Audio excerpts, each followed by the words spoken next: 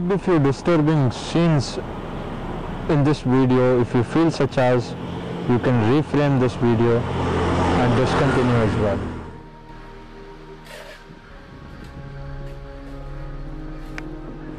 I am Christopher Rajan. How long have you been working?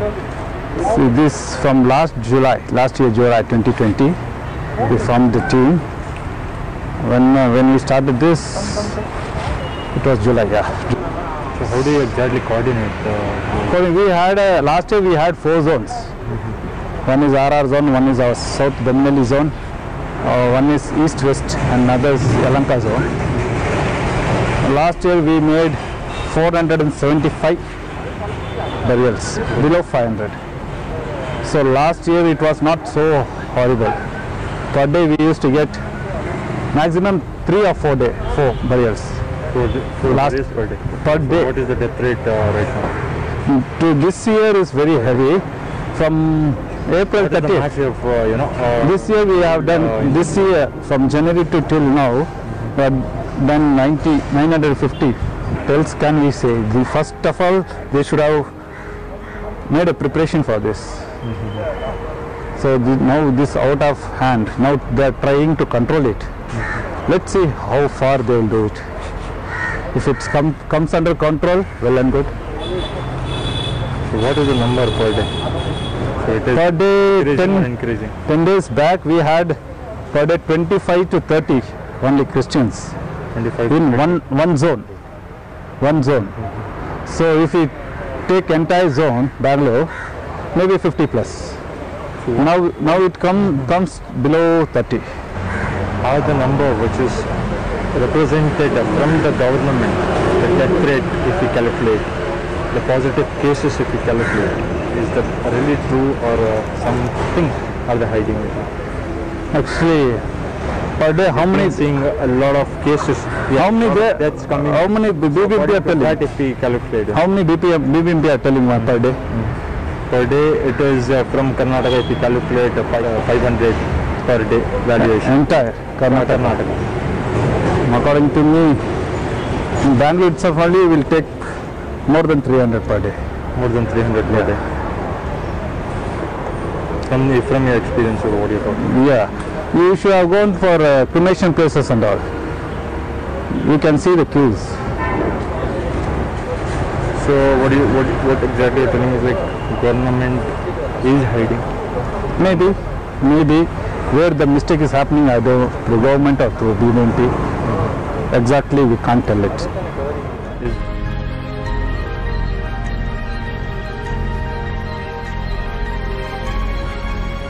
In the beginning stages, I was a bit scared the first initial 2 to 3 days, but once I got a hang of it,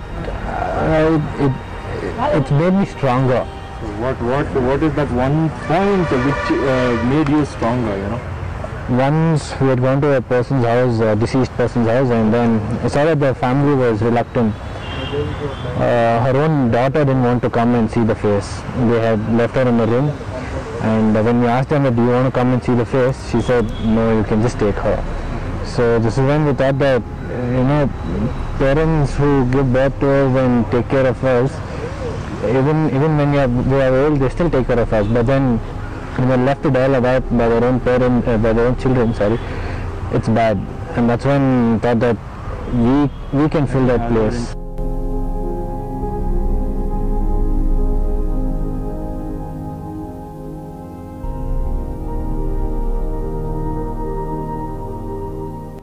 Families coming near the patients.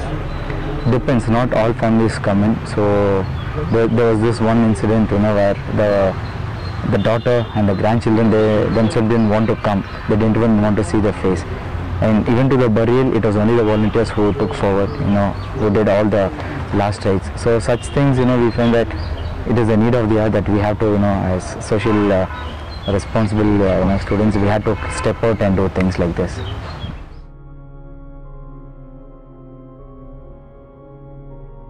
So what are the differences you have seen from the first wave to the second wave?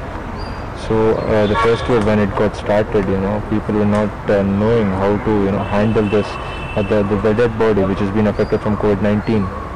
So from that point of time to till now, so people have got to know how to burial a body, so how to handle, what is the different, what and all are the precautions we need to make. So what is the major difference you've been seeing in this? The first thing, when in the first wave, the body used to get that body in the ambulance, right? From the ambulance, we used to shift that. That time people will not even come near the bodies. They don't even come. Family member will be 1 or 2 with the body. They will stand far. We used to carry that. We used to bury. That time we had only about 7 to 8 staffs.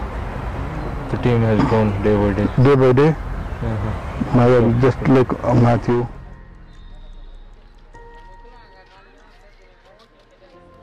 See, generally everybody, especially we volunteers are on, PPE kits. Okay, so because that is definitely required and need of the hour. Otherwise, we are putting ourselves into danger.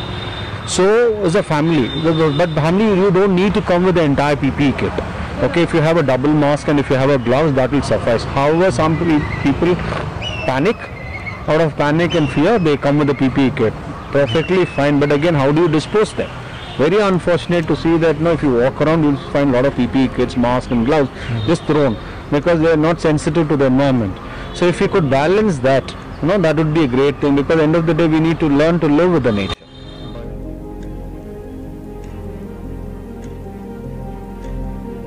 This is a group which is formed and named as Here I Am. It's a group of volunteers who have come together, around 60 volunteers who are working in all over Bangalore. We have divided this group into 4 divisions, and we have been placed them into different cemeteries and the centers where they coordinate for the burials, especially in times of when there is a death taken place in the hospital or at home. And what the primary thing is that it's our humanitarian way of giving them the consolation that we are there with you, and especially by helping them to have a dignified burial. Especially, we try to collect the body from the hospital. We have the free ambulance service. Our team members are from different age groups and also from different religion. We don't have any difference between them. We all come together, and they are volunteers. They have come forward to help us. Some are students, some are working classes. They have all come together. And secondly, it is about in the time of this distress, it is our courage that makes us to face the challenge of this tribulation of COVID. Especially, we could see people are scared, people are sometimes not following the SOPs and the protocols which are being.